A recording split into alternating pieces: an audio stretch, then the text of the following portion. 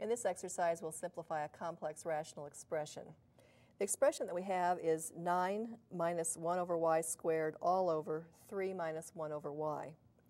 And I'm going to use the method of simplification where we multiply the numerator and denominator of the complex rational expression by the least common multiple of all of the denominators. So I have a denominator of y squared here and a denominator of y, which tells me that the least common denominator of those two denominators is y squared. So I'm going to multiply this. Let's just rewrite the expression to begin with. I'm going to multiply this by 1 in the form of y squared over y squared, which means I'll be multiplying the whole numerator by y squared and the whole denominator by y squared. And let's write that multiplication. Multiplying the numerators, I have 9 minus 1 over y squared times y squared, and multiplying the denominators, 3 minus 1 over y times y squared. Now, doing the multiplications, removing parentheses, I'll have 9 times y squared minus 1 over y squared times y squared. And down here I have 3 times y squared minus 1 over y times y squared.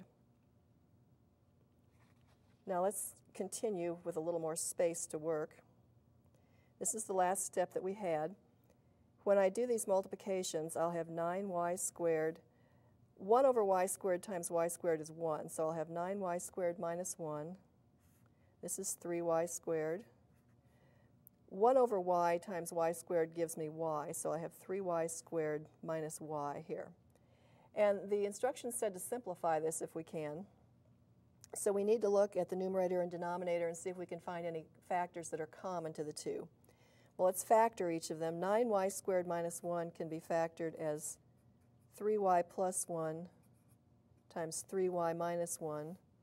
And 3y squared minus y, there's a common factor of y. So I can write this as y times the quantity, 3y minus 1.